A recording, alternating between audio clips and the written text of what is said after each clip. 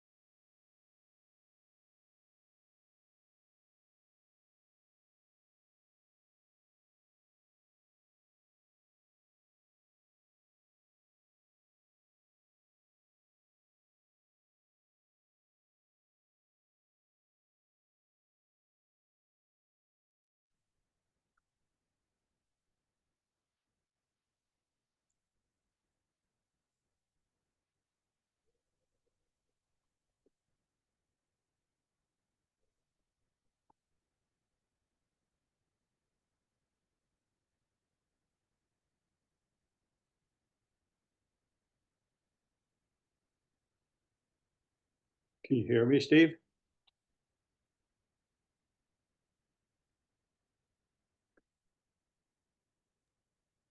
Yes, I can hear you. Okay.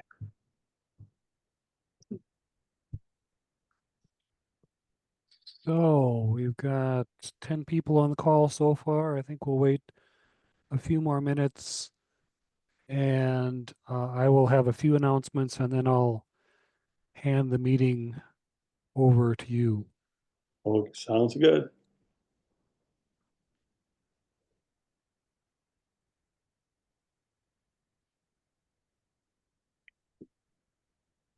Please unmute me.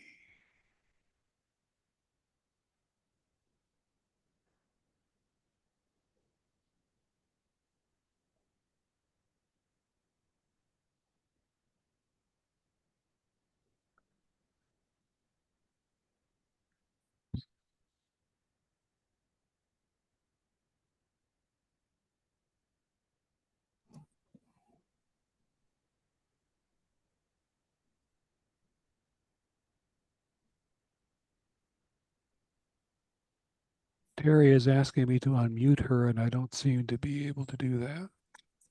Yeah, I see a lot of them are show muted up here on my thing. Well, that's by design, but Okay.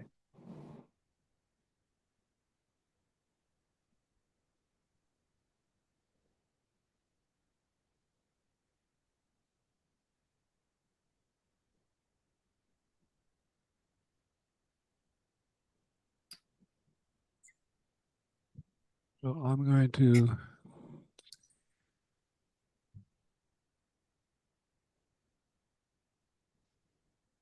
far as I can tell, my only option is to ask them to unmute, and obviously she would have done that if she could.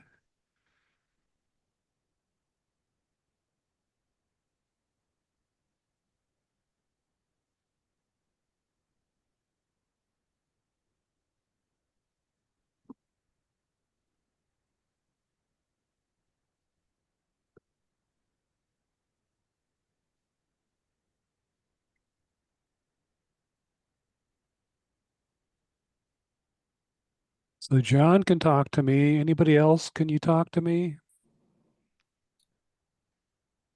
If you unmute. I can talk to you. This is Carl. How you doing? Good, Carl. Fred is not I can muted. talk. Okay. So, Terry. I think yeah. You're I back. can talk. Yeah. I can talk. Okay. So I we've wanted got, to thank John for being here. ah, Kind of short notice he was able to give us a presentation. Are we going to be recording this? it is recording, yes. Okay. So I think I will start with my announcements and uh, do that quickly. A few other people might join during that time, and we can get on with John's presentation.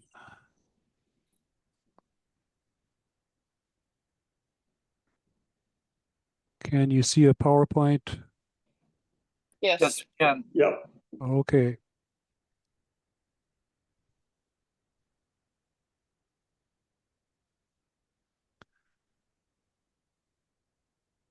So,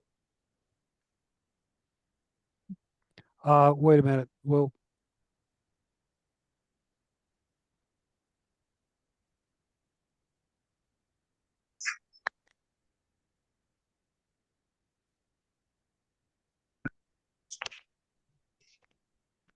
I don't know who that, I have no idea what that is. That sounded like me from a previous meeting, but it stopped. Can everybody mute other than John and Terry? And we'll get started. Oh, okay. So this same slide I shared 2 weeks ago, I think it was, where we have 42 of 55 members who have paid. Those members have reminders. I don't have an update on that. If anybody has an update on the call, let me know. Otherwise, I'm guessing by the end of the month, we'll remove the remaining unpaid from the membership for the club.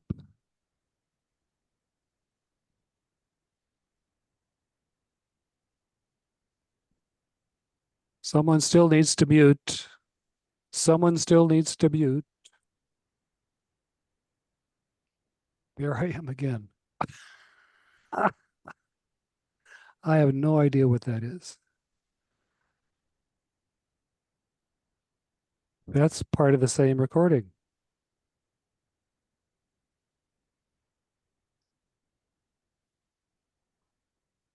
Seems to happen with this slide. Yep. So I will just talk about that one. So that slide that somehow is connected to a recording is just noting again that I will be stepping down as president at the end of March, and we're looking for a replacement. So I've talked to a few people directly and haven't had any takers. So let me know if you're interested. We also need a new program coordinator. I've reached out to one person and we'll see what she has to say. Okay, so now we're onto the slide that doesn't talk to me.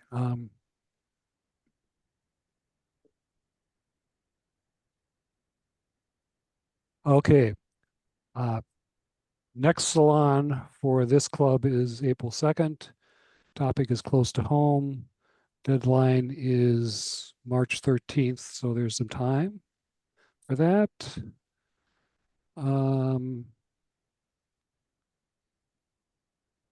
This is very delicate.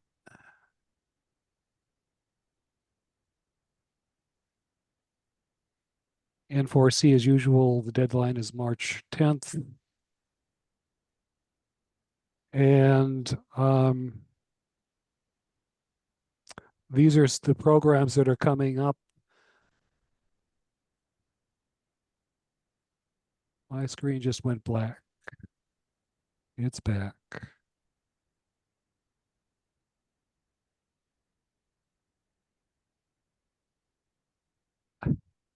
Um, okay, upcoming programs. March 5 is a presentation by Marianne Sir titled Spring is Coming, a Year of Minnesota Wildflowers. It's nice to think about spring. So looking forward to that. March 19th was going to be a program, but turns out we can't use that program. So we're going to do another peer review.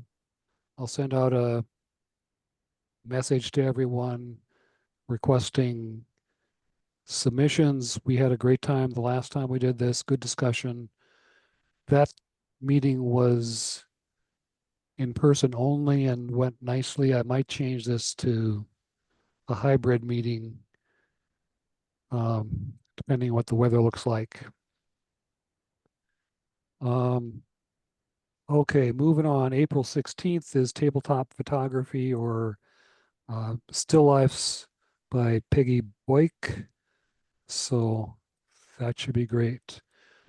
Terry has us scheduled pretty much through the beginning of September, so we're in good shape.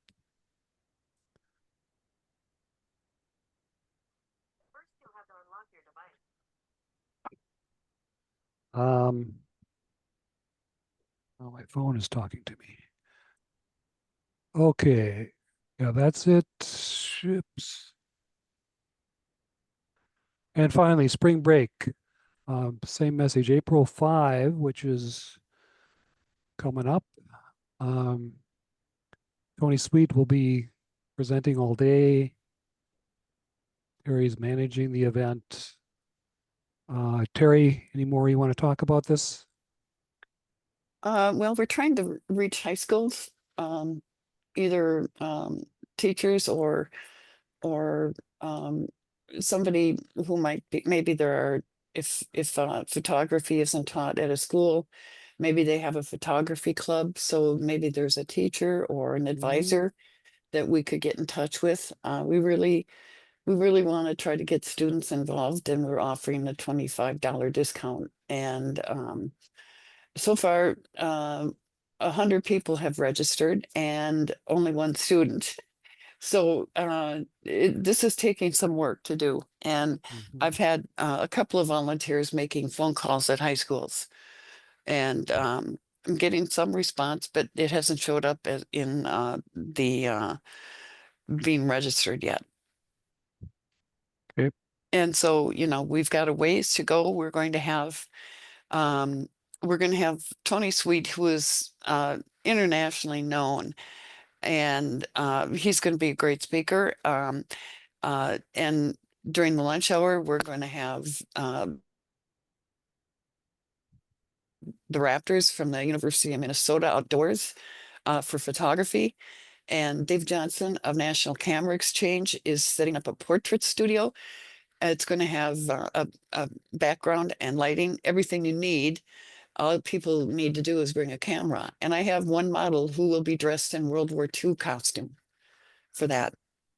Okay. So there's going to be, you know, beside the programs going on and being able to visit with the vendors and having a box lunch, we've got other fun things to do there. And then the day will end with the announcement of the interclub competition. Okay.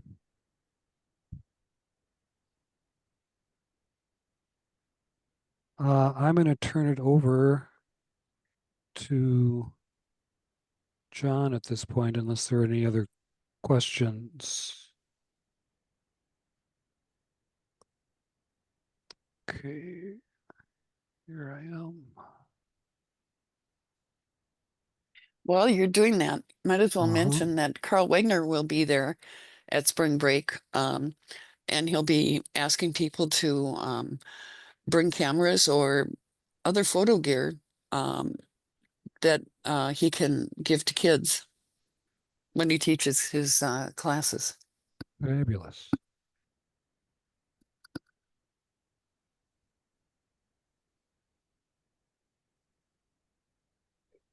Are you ready for me to go to share? I just made you host, so Okay. you should be able to now.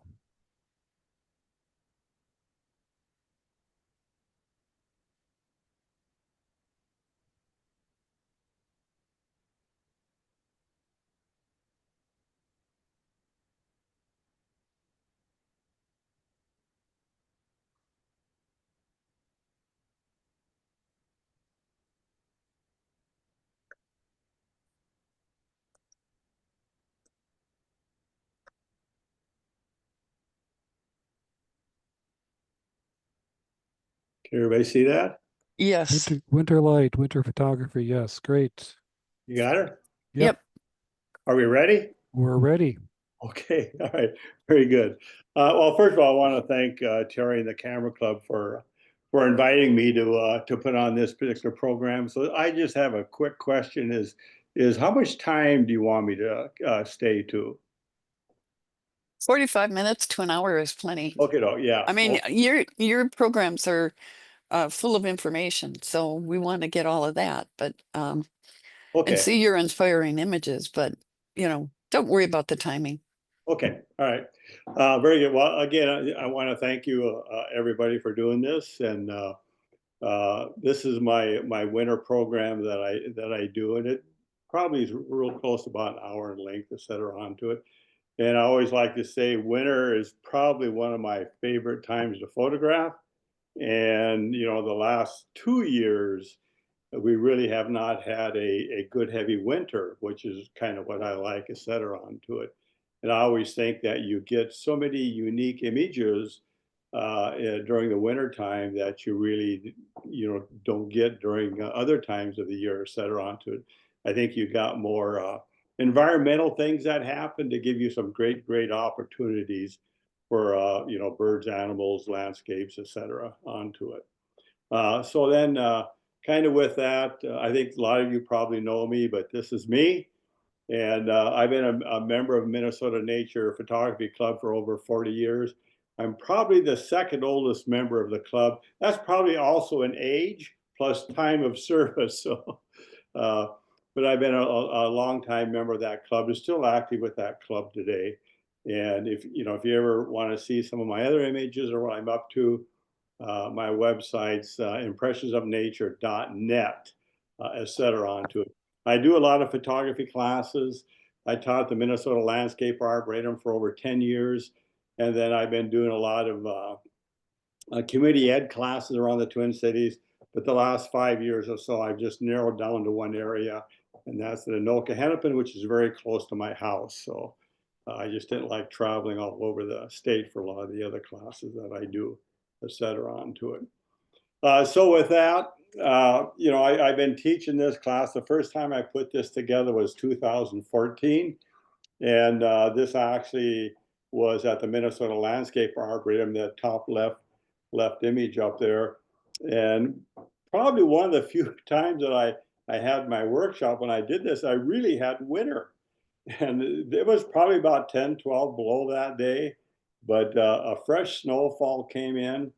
And a lot of the other winter stuff that I've last year I never even had any snow. I just had to look at ice, etc. But I really like good snow, and I like cold weather. It was cold yesterday and today, and I was out photographing, and it's just a great time as long as you dress for it, prepare for it. It's just really is a fun time to take the camera out. And one of the things I like to say about winter, I've been photographing for several years, and of course, using the SLR, the Nikon FE, FE2s, et cetera, that I had back in those days, I really didn't do a lot of winter photography simply because those cameras just did not work very well in winter. And I always had issues after 2 or 3 pictures, my mirror would lock up, it would get stuck. And, then I was kind of done. That never happens with digital, even with the mirror type digitals that we do have. And the other thing I like to point out is whatever lenses that you use in summer, you can use those exact same lenses in the wintertime. For some reason, a lot of people don't do a lot of close-up or macro type photography in the wintertime. Your subjects are totally different, but I guarantee you there are subjects out there. You just got to get your mind to think towards winter. And then you can definitely find some great macro subjects in the wintertime, etc. And then obviously landscapes, or I call them winterscapes. And then of course, birds and animals. And I think everybody knows about all the owls that are down here now. And the owl picture you see there was taken about 12 years ago, long before everybody was out photographing them. So that was at Zach Zembog many, many years ago. Onto it. And what's unique is with wildlife, sometimes it's a little bit easier, et cetera, but you do have to use a little bit more caution onto it. So kind of some of the discussion we're going to have here is I'm going to go through winter photography. And then along with that, we're going to talk about exposure for winter. We'll talk about some I just call other technical stuff, et cetera, onto it. And then cold weather photography, staying warm. And notice I have a question mark behind that. So sometimes I like to say staying as comfortable as possible. Then, of course, I like to talk about your equipment, you know, your lenses and your cameras and all that type of stuff as it does relate to winter. And then with that, one thing we got to be aware of is temperature changes of your camera and lens. In a nutshell, it's always best to try and get your camera at the same ambient temperature as when you're outside. Now, I really don't care if it's winter or if it's in July when it's hot and humid, because both of those can cause some various issues onto it. So no matter what happens, you take a warm camera into cooler air, or you take a cool camera into warm air. Both of those have different type of things that you have to be aware of. And again, all of my old Nikons, my Nikon FE, FE2, N90, F100s, all those particular cameras just did not work well for me in the wintertime. And mainly because the mirrors would lock up. And I know they say, well, you could take your camera into, say like National Camera, et cetera, West Photo, and they can, you know, delubricate it, et cetera, but then you got to go back and get it lubricated. I never did do that onto it. However, today's camera lenses, that doesn't happen. The only thing you got to be aware of, any moisture, and I'm talking mainly not rain or anything, I'm talking snow. Even if you're photographing in a light falling snow, which I'd love to do, again, that snow, and of course, eventually that snow can easily turn into liquid type moisture and cause some issues. You always just got to be aware of those type of things onto when you do outdoor type photography. And, you know, kind of things I like to say, you know, if you got the heater on the vehicle, you know, I would recommend you direct it to defrost. And of course, that brings the warmer air up. And it literally does cool down a little bit because it has to go through the front windshield. And especially in the wintertime, the front windshield is a little bit cool. And then also, if you're going to be in and out of the vehicle a lot, just always keep your warm clothing on and turn your heater way down. So even, you know, even below the mid thing, et cetera, if you're going to be in and out of the vehicle, such as being at a wildlife refuge or somewhere where you're looking for birds or animals and you get in, get out, et cetera, onto it. Then when you're done shooting, remove the cards for downloading and then the batteries for charging if you need to charge batteries. And so I do a couple of examples here. So if you're going to photograph, you're up north, you're in a cabin or motel. So you get up early in the morning, you do, you know, 2 to 4 hours in the morning. So you photograph till maybe 10 o'clock, and then you go into the motel cabin, whatever, but you're going to go back out in 3 or 4 hours of photograph in late afternoon, evening. I recommend that you leave your bag in the vehicle, providing that you think it's safe from theft onto it. If you do have to bring it into the motel or cabin, always leave it zip tight and put it in the coolest part of the area onto it. If you're done for the day and the night onto it, I recommend, again, I'm talking mainly cold weather like we've had the last couple days. Keep the camera bag zipped tight. And again, you got the cards out that you need. You got your batteries out for charging or downloading. And for several hours. And so like for me, I was out today in my bag. I took the cards out and took the batteries out when I was on my way home or before I came home. And my bag has now been sitting downstairs in the family room area. And you know, I got home probably about 2 o'clock. And I will not unzip it till tomorrow morning, et cetera, onto it. because everything is cool in there. And as soon as you unzip it, that warm air will kind of get in there. Again, like I say, it's always best to have your photo gear acclimated to whatever the ambient temperature is. And again, just it's winter, but example I can give you is summer, July.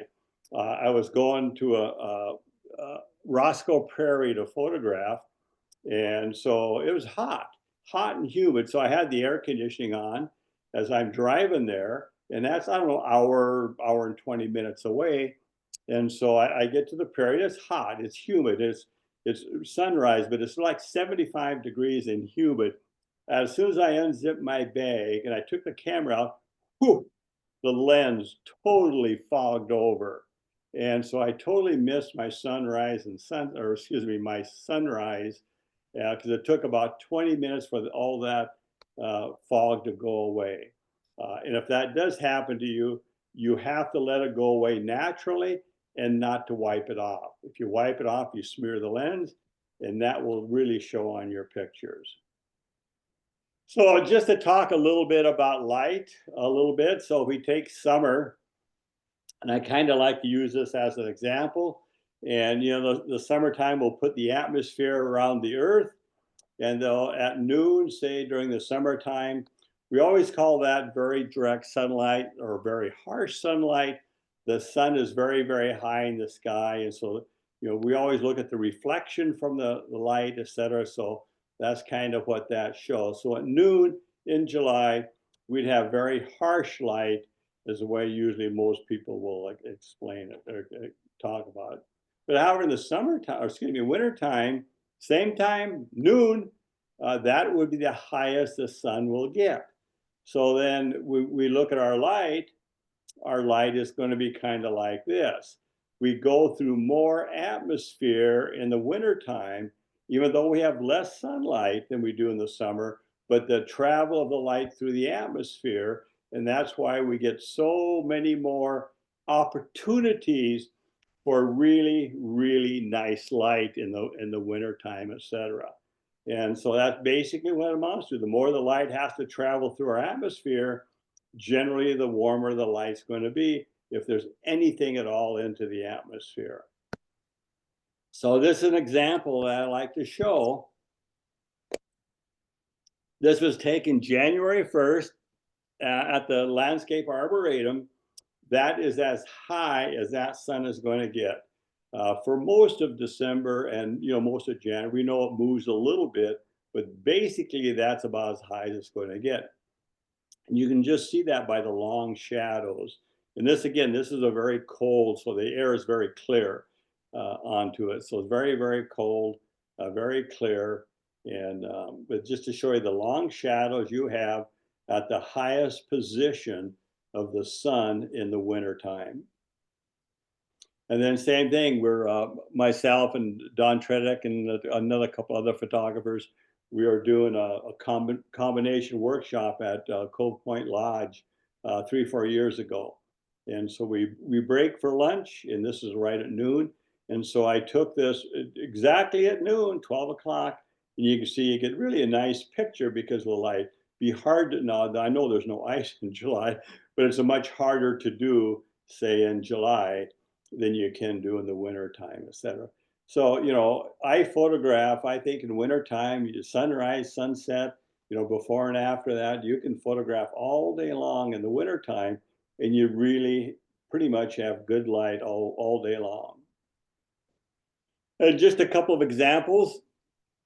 The one on the right, the deer up there, was taken about 10 o'clock in the morning in December. So I'm going to say sunrise was probably around, I don't know, 7:20 or so, 7:30. So this is about 2.5 hours after sunrise. And due to the fact it is about 25 degrees, we had some moisture in the air. You can see we had really, really some nice light. But then on the other side, on the one, the lower left, that was taken at Zach-Zim Bog about 3 years ago. It was very cold. It was probably about 15 below or so. And again, you still have some really nice, you got nice color there. You got a lot of hoarfrost there that you'd have. Again, both those were taken when we would normally say that's when the light's not very good, etc. And of course, so I kind of like to, this a little bit here is to talk, basically say, we all know photography is always about the light. And again, you can see in the upper left and then down the lower right. And again, those cross-country skiers there, again, this was taken probably about 10 o'clock in the morning, and you know, the January type of time frame onto it. But due to the moisture and the humidity that was in the air, all the hoarfrost that you got, and this was taken right at Elm Creek Park, just just a stone's throw from my house. I like to go there a lot to shoot people doing winter type activities. And then we always talk about the color of snow. And I like to say, it's not always white. And so that's why, like during this program, I don't spend too much time on how to expose for snow. You can under certain situations, etc. But I always like to say that it's not always white. And probably for many of us, when we do a lot of our photography, we do a lot of, I call it low light photography. Then I'll guarantee you the snow at those times of the day is not really white. So that's why I always find it very, very difficult to try to give people how to expose for winter, for snow, etc. onto it. So those two pictures I'm showing you right there, they would meet the criteria of what anybody would say how to expose for snow. And everybody talks about positive exposure, et cetera, and I do too. But those are only like from 10 o'clock in the morning to maybe 2:30 in the winter time, and that'd only be also for a blue sky type of a day. So if you look at these images here, again, these are all taken in the winter time, again, low light. And again, in this case, the snow is not that pure white, and you've got to expose accordingly to that. And then the same here, the upper right, again, that has a lot of ice, and there's a lot of fish houses on Lake Pepin. And I really like that, so I walked out on the ice, and I did quite a bit of photography with the really colorful fish houses that were there, et cetera, onto it. But again, you would not expose this one with the plus factors that people will give you for photographing for snow. And then the same thing in the lower right, with the foggy type that you have situation onto that also would have a different type of an exposure, et cetera. So again, winter exposure, again, all the examples I just showed you, they all have a different exposure. And I would say some of them could be within a stop variation between some of those, et cetera, onto it. So again, I always kind of like to say winter is not always pure white. And so that kind of brings us into this. Again, this is not a basic program, but I like to just talk a little bit about it. Is this histogram, et cetera, onto it. So where should snow be? Well, most cases snow is going to be in this area. Again, how far to the right it would be compared to how far maybe to the left into that first group that it would be totally depends on other parts of the image that I want to do in that area. Again, I'm talking about snow, and I'm not talking about other elements that might be into the image. The other one is ice. Again, when you're going to photograph snow, you're going to gravitate to ice. If you ever go on the North Shore of Lake Superior, you're just going to photograph a lot of ice onto it. Ice is fun to do. It's very, very unique, etc. And I kind of put ice somewhere into this area onto it. And then we always got to know that anytime that whatever the white or the ice goes to that right bar over there, again, that means that you've overexposed it. We would say burn it out. And there's nothing you can do to bring that back in post-processing. There virtually is no detail in there. You actually burn it out. So you always got to be kind of aware of that on it. So Yeah, kind of. Now I realized I keep forgetting about this. But anyway, I realized the top image there is an eagle.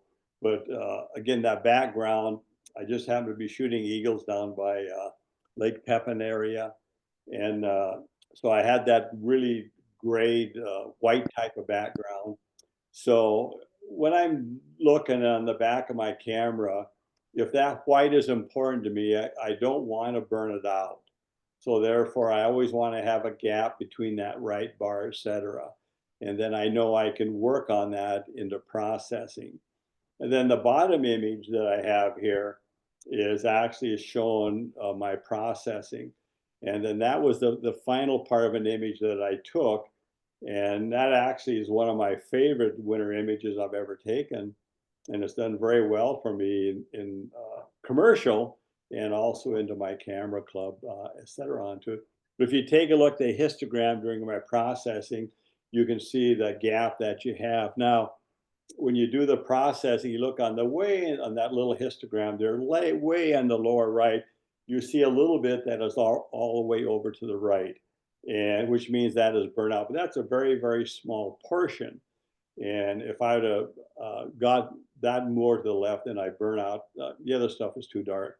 So sometimes when you process, you have to live with just a little bit of burnout, or in the case of a dark area, some of just a little bit dark black with no detail onto it. But again, the majority of the images have some really great detail into the snow.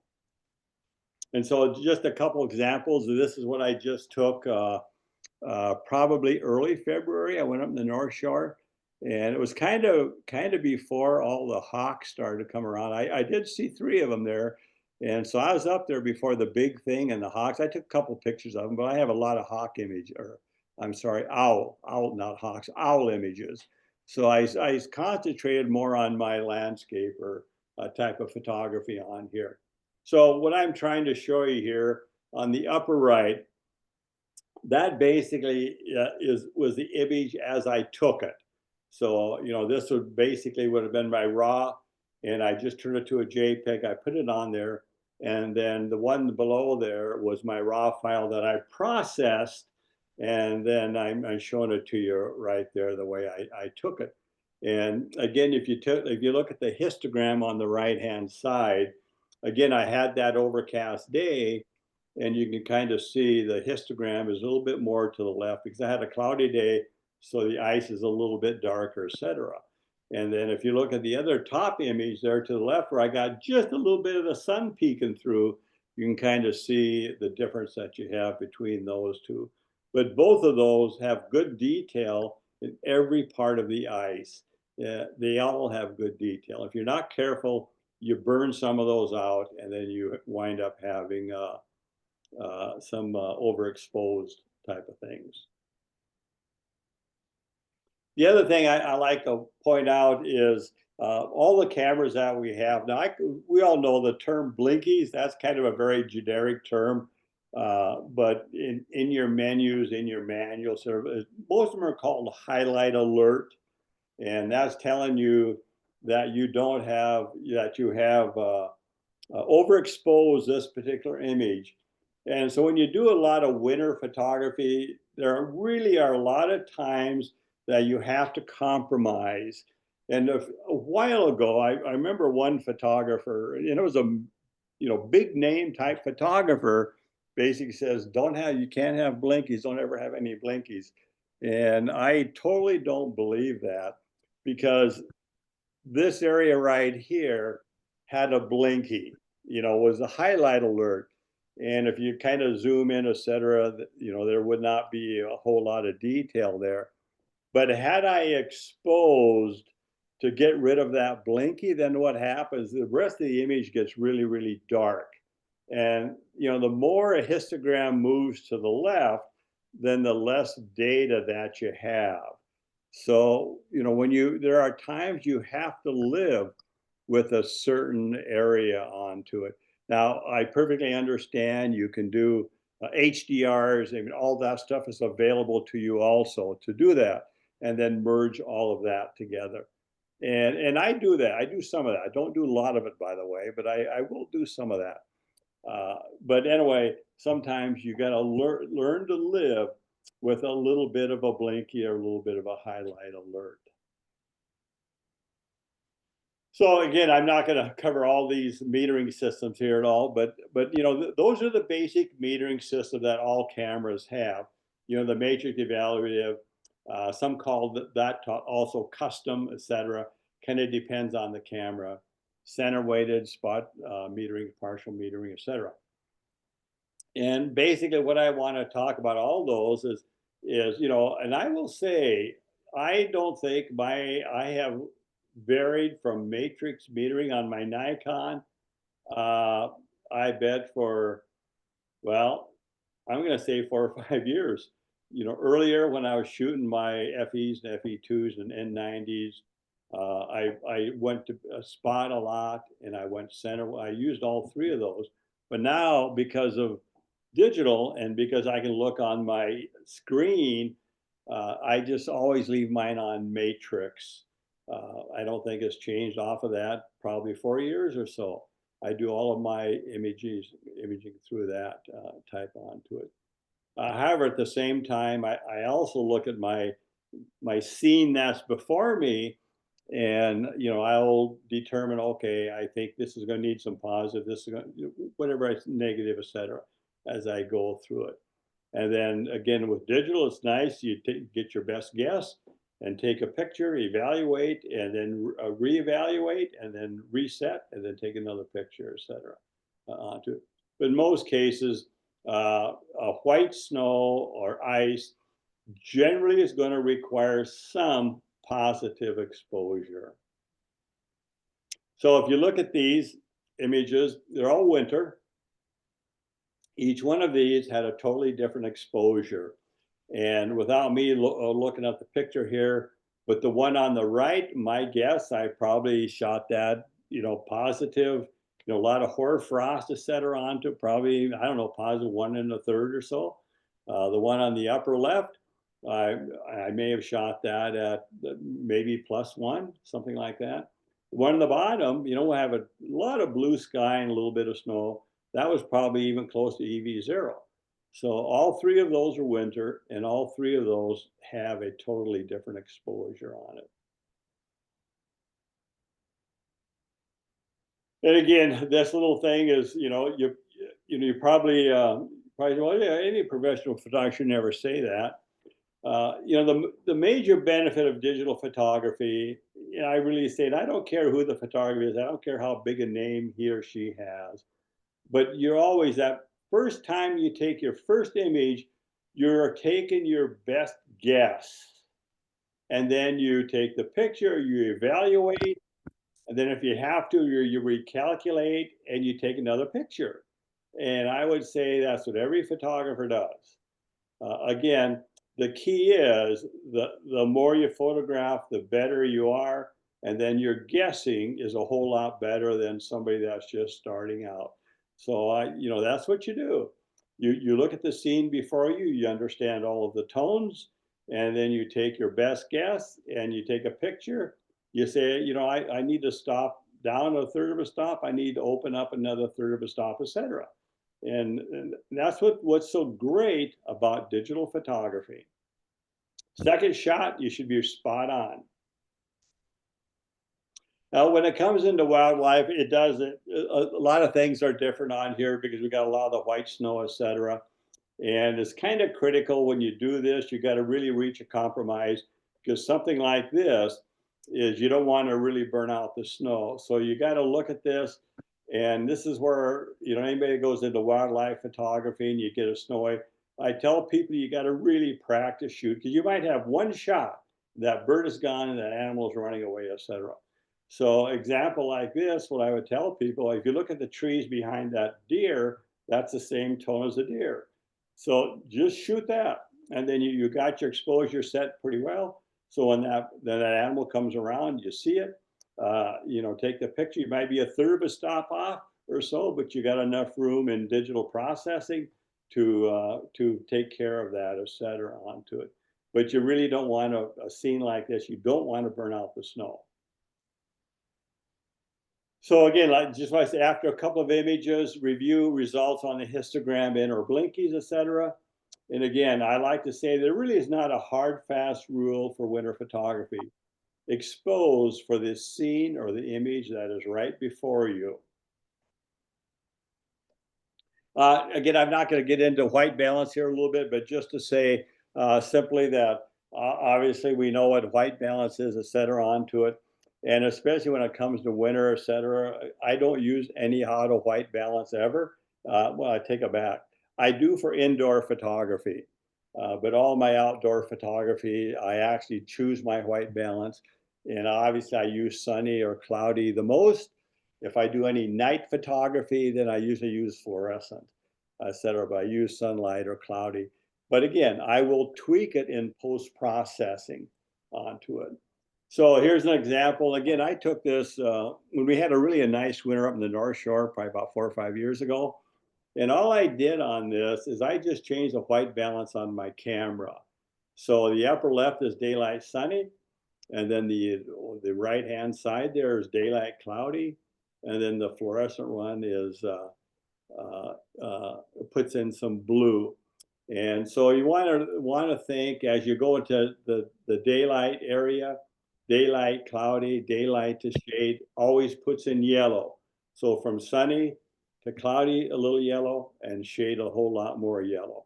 As you go from daylight sunny to the indoor settings, you begin to put in blue. Blue's cold, yellow is warm. So example, the one below, that's what I shot.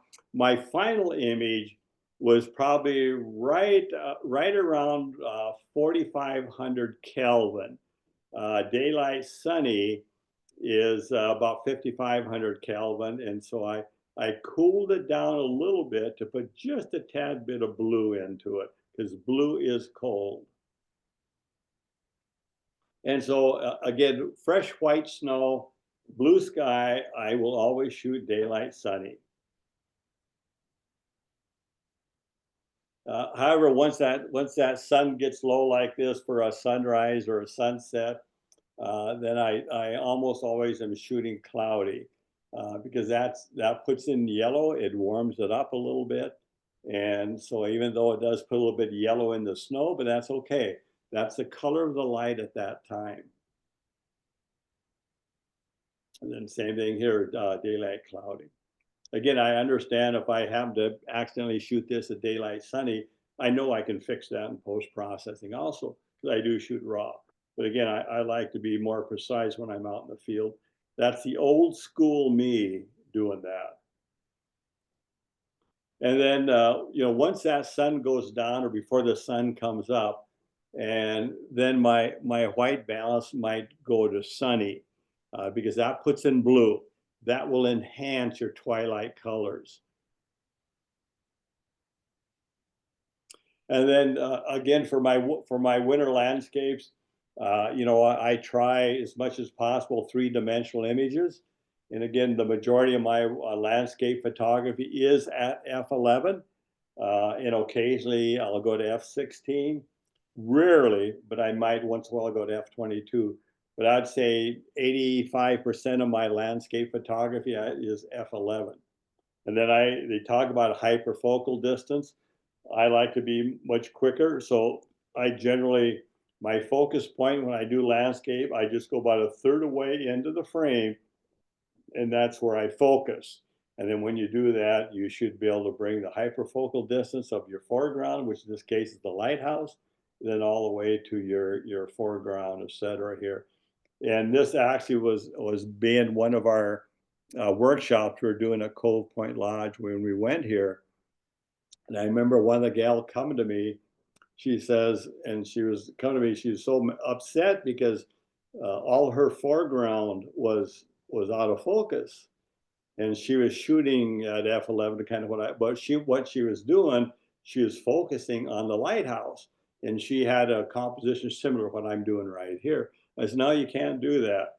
I said, you got to just go 1/3 of the frame and focus on, it was not this same composite, but focus on that rock. And she did. And then she was much happier, et cetera, onto it. So that's kind of how I focus on all of my landscapes. And then the two-dimensional images, you know, a three-dimensional image, well, I like to talk about, people look at and study, and then they can comment. A two-dimensional image, you look at it, the tree, you say, wow, that's kind of nice. But a three-dimensional image, the viewer has to look at it and study a little bit, and that's what I prefer. But some images do require to be two-dimensional, such as that tree.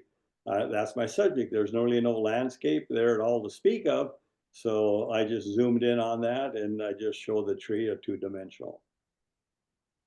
And then composition. Again, one of the things I don't do, I never like the word rule of thirds, rule of this, and rule of that. I always use the word guideline. So instead of saying rule of thirds, I always say a guideline of thirds. Rule kind of means you're never supposed to do it.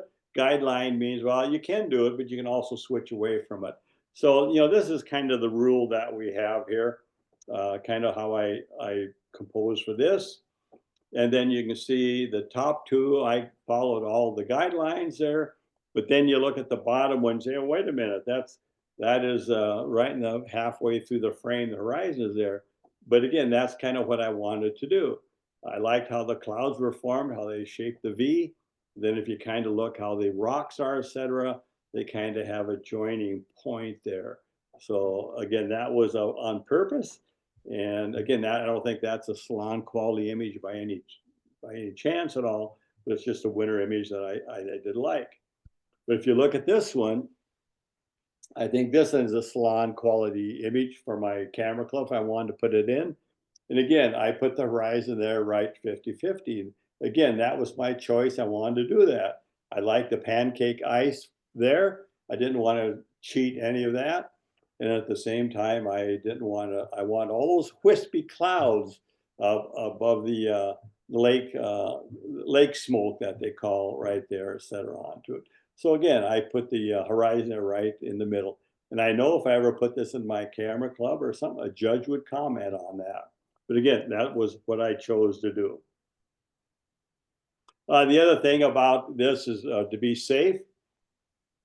And again, ice cleats, whenever you're walking on ice, all you got to do is fall down once on some of that hard rock ice, and hopefully you didn't get hurt too bad. I fell down once many, many years ago, and I fell right on my hip, etc. So you just have to have them. The pair that you're looking at there now are probably close to 15 years old. They're Yak Tracks, which I think are one of the better ice grips. And they just broke on me my last trip on Lake Superior in early February. So I just bought a new pair about 2 weeks ago, and I haven't used them yet. But I like those a lot. They're Yak Tracks onto it, and they're really good, and they're very durable, etc. onto it. And then again, these are just some various ice images that I have here. And the upper right image there, I was trying to be creative. It didn't really work out because that ice house there in the middle, this is at Lake Pepin again. And it just kind of looks like it's a dirt spot. So, but you got to try. And then down below there, we have not had blue ice on Lake Superior that I can think of for the last 3 or 4 years onto it. But the ice chunks, when the waves hit just right, and a lot of that ice comes on the shore, they're really thick. And then as the light comes through, it gets to that blue glow, to a blue color to it. And then a lot of times it's just called blue ice. And then just some various ice images.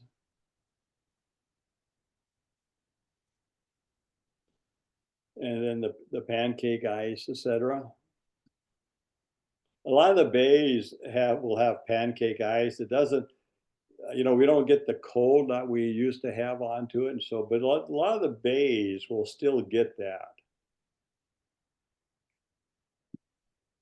And this is one time I was on the North Shore, virtually no snow. This is about 7, 8 years ago. So all I really had was ice to go on to Lake Superior. But so you had to really look hard for ice. But you go anywhere on the other side of 61, it was just like November with no snow.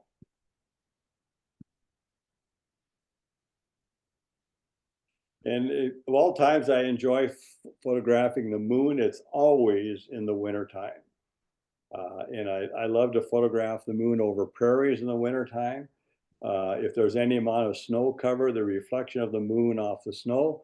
And of course, both these are taken at Lake Superior, and just the reflections that you have off the lake. Ice all by itself. Again, you use your macro lens. You got to look harder for your subjects, but they're there.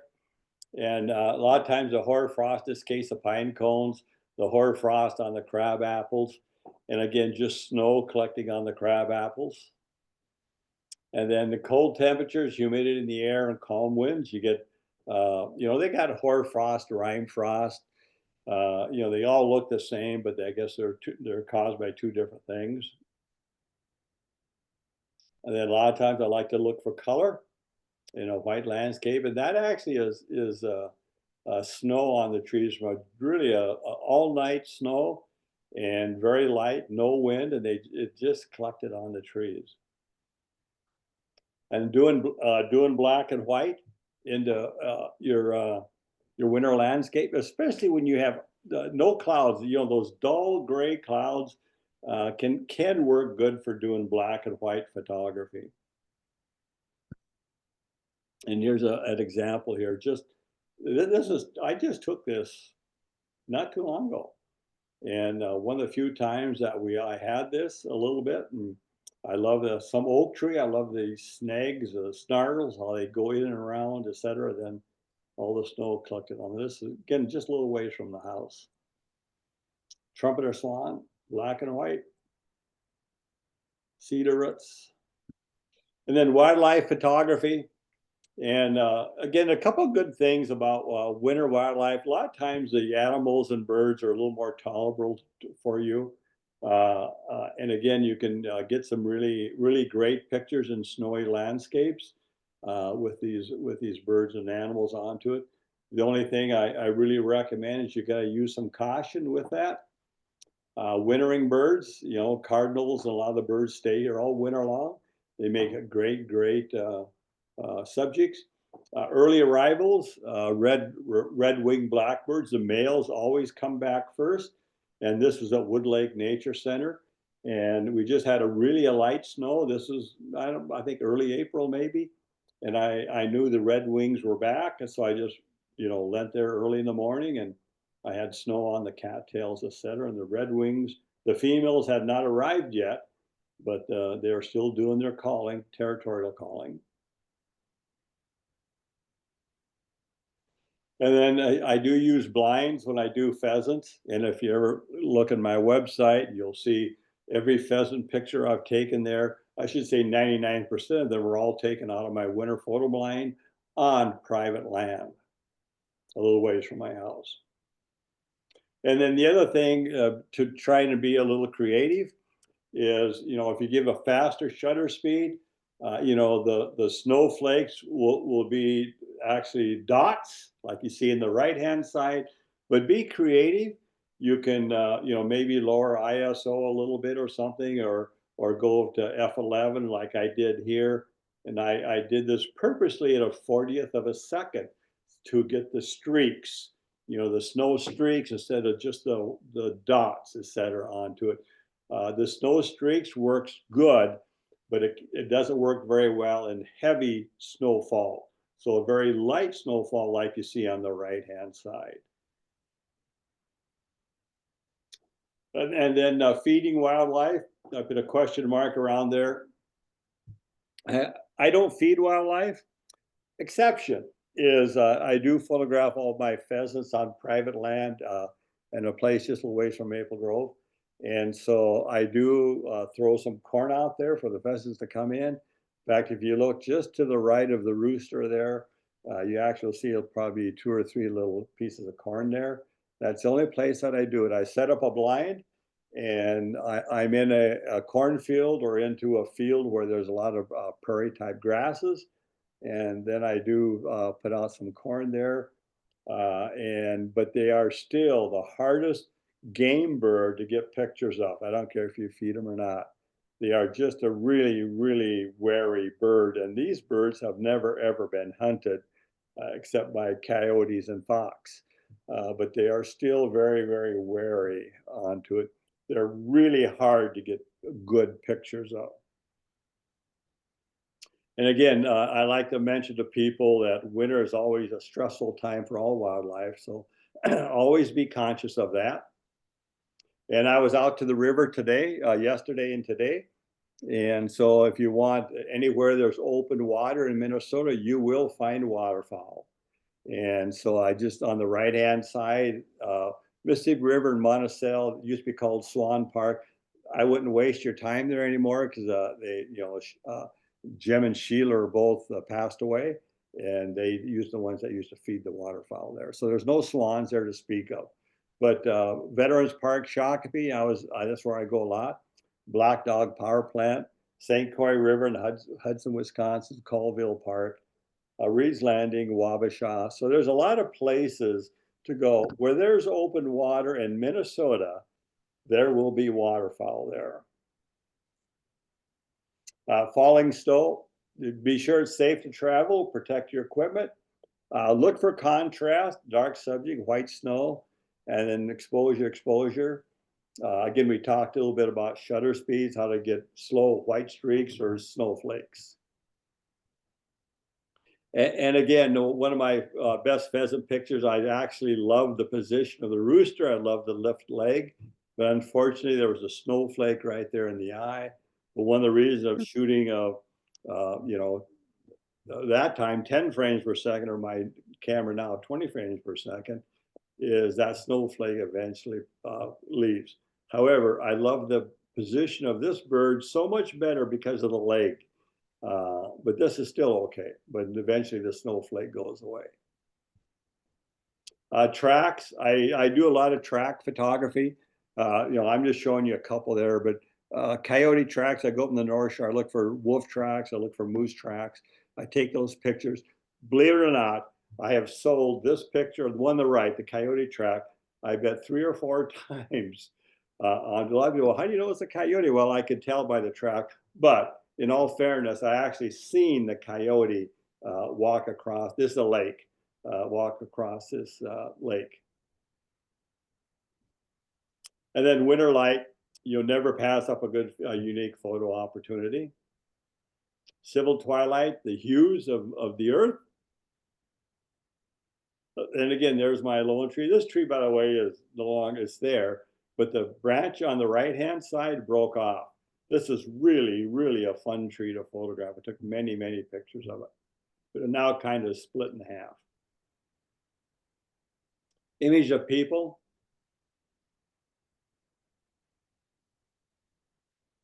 That's actually me on the lower right-hand corner looking back. And you can see the moon just coming up a split rock on the right-hand side there. And a friend of mine, some of you might know Dominique Bro, call him Dom. I was taking a picture and I'm talking to this guy there and he says, "John Pennoyer, is that you?" I turned around and he took that picture. I said, "Dom, I want that picture." So he sent it to me. And shadows. I love to photograph shadows in the wintertime. And then when you get the sun in the image like I have there, you need to go to a small aperture to get the sunburst or the burst effect. And generally f16 to f22 will give that for you. And a lot of times when you do get that sun like that, if you can put something be in front of the sun like this tree, does a whole lot better job of controlling the brightness of the sun. And again, upper right, upper left, and then down where I just kind of put the sun out of the frame, but you can still see the sun rays coming through. I do more of the bottom right than I do the upper left. Because a lot of times that hot spot up there, your eye goes to that immediately. The one on the bottom right, your eye stays on where I want it to be, is on the ice in the image. Shadows. Filters. I do use filters, probably a whole lot more in the summertime than I do in the wintertime. And I think in the wintertime, you gotta be really, really careful with filters because all you gotta do is breathe. As you take the filter out of the bag and you're gonna put it on, and your breath a lot of times will hit that filter. So you have to be really very, very careful of that. And again, the same thing, once that happens, you're really done with the filter. So again, I don't recommend you try to wipe it off because you just got to let it get rid of itself naturally. So I will use filters, but I'm very cautious of what I do with the filter. I keep it away from my breath. And again, in the wintertime, your breath could go out quite a ways. And just some tips. Best in-camera image. If snow, ice in the image, don't burn it out if it's important to your image. And expose as necessary. Monitor the blinkies, your histogram. And Lightroom, Photoshop have powerful tools to help control the shadows and highlights. And by that, you're always able to cheat a little bit on one way or the other, and then you can bring it back the way it's supposed to be in post-processing. That's the joy of winter photography. And again, here's was a perfect day for me. This is on the river, minus 10 degrees, no and very little wind, and fresh hoarfrost. I have no idea who that guy was. This was when we were photographing trumpeter swans on the river, and he happened to be there, so I just took his picture. And again, those perfect days don't come by very often, but they do.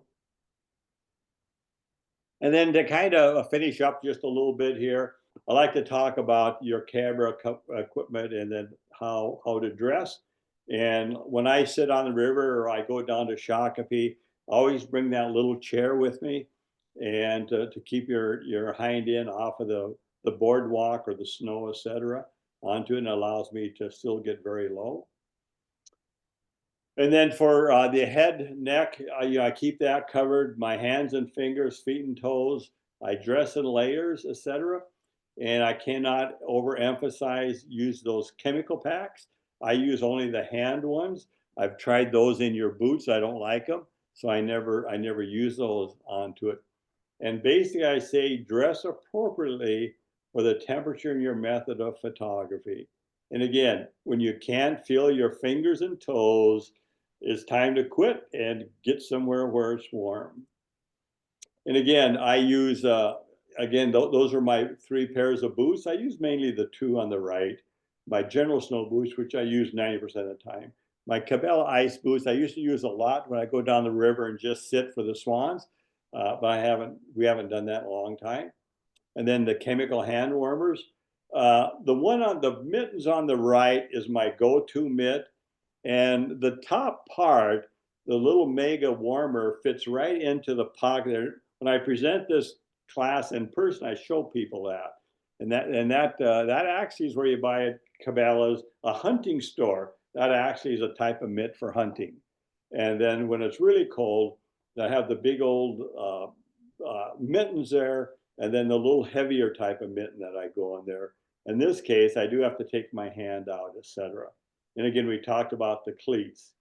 The hats, I use those 2 hats. The last 2 days, I use the one that has a little tie down, goes around my ears, and I like that because the hat on the right, as you move and walk around, it has tendency to slip up and keep uncovering your ears. The one on the left does not, and that's just tight it under your chin, and they'll stay over your ears. And then I use like a baklava, I think they call that, the scarf that goes around there. And so this is just kind of, again, the last two days, the only time I ever used my down vest. I haven't had to use it all winter long. And then I'm a big promoter of wintergreen. My outfit's wintergreen out of Ely, Minnesota. I think it's one of the best outfits out there. And what you see, the picture on the left, I am basically ready for any kind of weather you throw at me, as long as it's not windy. And I would go outside in 20 below and not think too much about it. And I guarantee I'd be good for 2 hours, 2.5 hours if I'm sitting. If I'm moving around, it'd be a lot longer than that.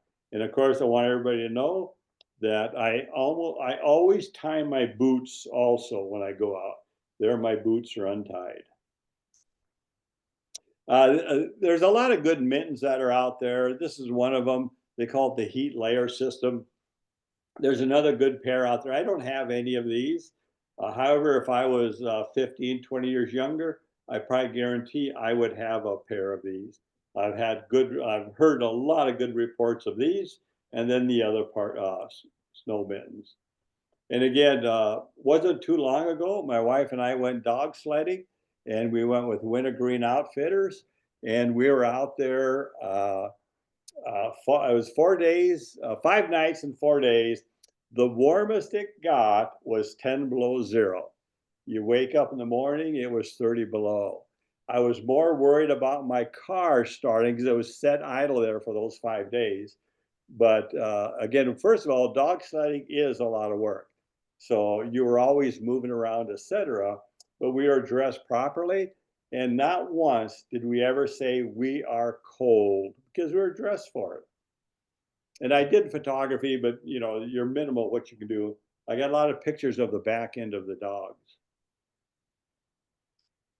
And then here's another one just about 3 or 4 years ago. Again, it was 15 below zero. And again, no wind. And I'm there to shoot the full moon rising over Split Rock Lighthouse.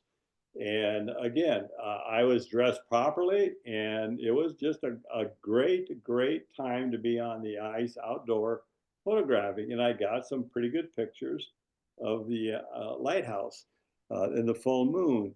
Now you have to get there early because there'll be 100 people there at that time. So a tripod, keep insulators on the top legs. Be careful when you put the legs into the snow because they will break. And when you're all done shooting, if you're gonna, I leave my tripod in my car all the time. But if I ever bring it into the house, I always extend the legs fully. Or if you're gonna bring it into a cabin or motel room, extend the legs fully, let it thaw out, and then wipe it.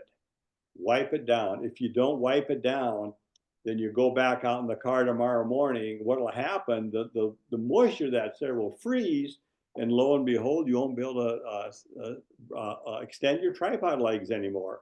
And again, I'm speaking from experience on that, by the way. Camera, batteries, keep the batteries warm. So if you got spare batteries, I always keep my spare batteries in my vest pocket or my shirt pocket. And I got my vest on, my warm clothes onto it. I recommend you turn off your LCD. LCD takes a lot of battery power. So turn it off, automatic off. And then you just got to hit a button to see your images, et cetera, onto it. Most cases, unless you're after birds or animals, also turn off your vibration reduction for doing any kind of landscapes, winter landscapes. You don't need that. So turn that off onto it. If you need it, leave it on, but if you need it. And then just be aware of camera temperature changes. And then if it's any snow out, again, my camera lenses are weather sealed. They're not waterproof. So I have a tendency, if it's snowing out and I'm sitting around for a long time, I always put on my rain jacket. And then again, Gitzo is really bad for this. So if you got snow and you spread out your tripod legs, don't push it down with the legs spread out, because this is exactly what happens. And I've seen that twice, not on my cameras. And again, the picture I took was a pretty well-known professional. And I says, hey, I want to take a picture of that for my class. And he says, go ahead, but don't you dare tell anybody whose tripod this is. And I've never mentioned his name.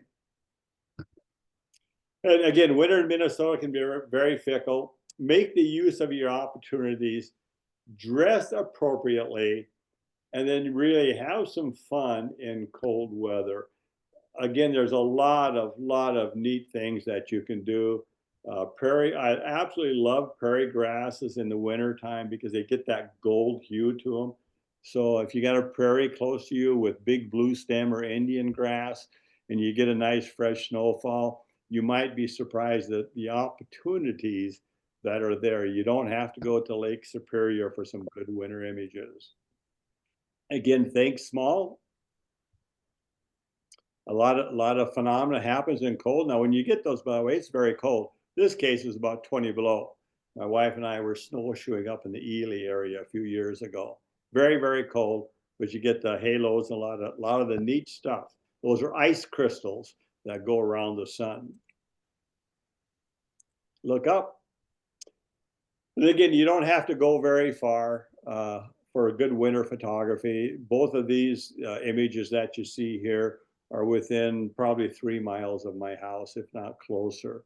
And both of these are on private land, but on both of them, there's a hiking trail, a public hiking trail. And so I just kind of hike right by those places all the time. And again, get out there, enjoy winter. It is, no question, my very, very favorite season to photo in. And again, it's been kind of sad because last winter and this winter, really, we have not had a good, strong winter. Been cold, we just haven't had a lot of snow. And that's it. Okay. Oh, John, there were so many inspiring images. I'm not a cold weather person, but it's making me think I should be. Yeah. Well, you don't know what you're missing. Well, I saw really so many inspirational photos. Well, good. That means you have to get out there. Yeah. Yeah, this has been great, John. Thank you very much. You bet. You're welcome. Anytime, guys. I know I was when Terry asked me to do this, I said, you know, I thought I put this program on for you guys 4 or 5 years ago. I've changed a little bit, but I can't remember if I did or not. So Yeah, there are some differences. yeah. The time you did it for us probably was 5 or 6 years ago, and Yeah, it was quite a while ago. you came to Wisconsin, and we met at Pier 500. Remember that? Was that the time? Yeah. Yeah, that's a Yeah. good story. Yeah, I had never met John before, and so I got to Pier 500, and so I'm kind of sitting in the entryway waiting for him to show up. And after about 5 minutes, this man came in and he was looking around for somebody. And so I said, "Are you John?" And he said, "Yes." And I said, "Hi." So he and I went and sat at a table together until the other people that he was meeting, the other John was meeting, showed up, and I found out the error of my ways. But You had the wrong John. yeah, right. I've told that story many times, Terry. But anyway, you did come to the club and you brought all your gear, your Yeah. clothing. Yeah. You had that all set out on a table, and it really gave us a chance to take a Yeah. good look at what you used. Yeah. And Yeah. I think there are a lot more pictures this time around. Yeah. Oh, there was. Yeah. And that's Yeah. one thing about Zoom. You know, you can't show some stuff onto it. So the Zoom is good, but also it has a downside a little bit too. So. Yep. Well, thanks again. You bet. You're welcome. Well, I'm going to sign off. So thanks for inviting me, everybody. Thank you, John. You bet.